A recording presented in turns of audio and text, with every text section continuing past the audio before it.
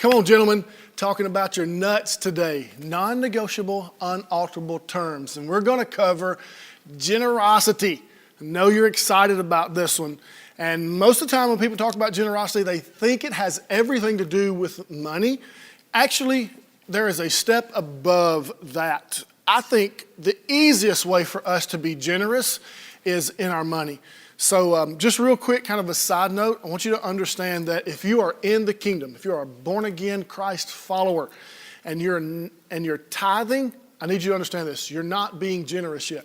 You're only bringing back to God what he said is his generosity through giving money starts when you give above or more than what your tithe is.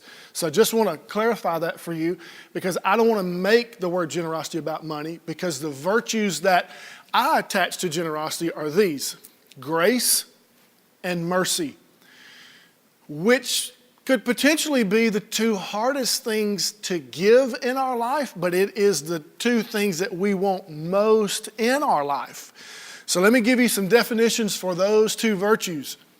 Mercy is I do not get what I deserve.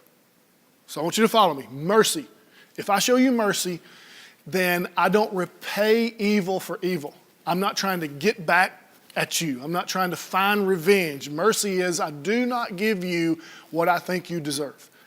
Grace, however, is I give you more than you deserve.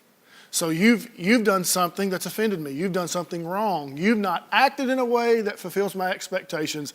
I'm going to bless you anyway. That's called grace. Aren't we super thankful in our lives that God causes, Psalms 23 says, grace and mercy to follow us around all the time? How many know that you need mercy to follow you around all the time so that you don't get what you deserve? And you need grace to follow you around all the time because you want to receive more than you deserve. So when we talk about the nut of generosity, central to my being, I value generosity. We're not going to land on the easy thing of money. Some of you out there, you may have a large paycheck that comes in, and truthfully, the easy thing for you to do is to write a check, give it to your local church, give it to this charity or that charity, or even bless somebody with it. That's not difficult for you. For some of you, that may be difficult. It may require some sacrifice. But just so you know, that's like the kindergarten entryway to generosity. Generosity is where I mature to a place where as I live and as I breathe and as I go through in God's kingdom that happens to be in the earth, wanting me to forward it everywhere that I go, that I show grace and mercy to people. It's not about giving somebody a coat, a jacket, food, or a $20 bill. All that's great, and I hope you do all that. But I want you to know if you do that, that's the kindergarten level of generosity. The other is where God says this: do not judge lest you be judged. Don't look at people and judge them. Show them mercy. Don't give them what you think they deserve, because the truth is you've never gotten really what you deserve because God sent Jesus to pay a price that we couldn't pay. Because if we really want to answer for our sin, then there's only one way to answer for that, and neither one of us want to answer that way.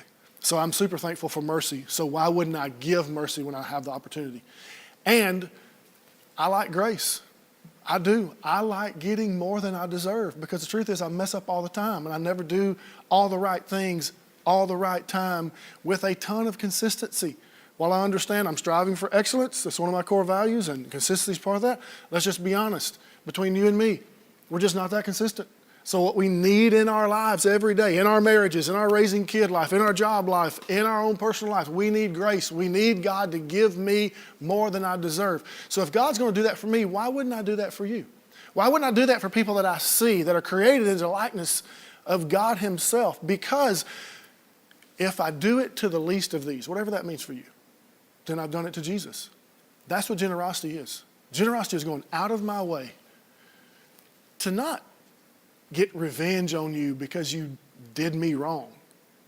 It's to pray for you. Jesus said, pray for your enemies.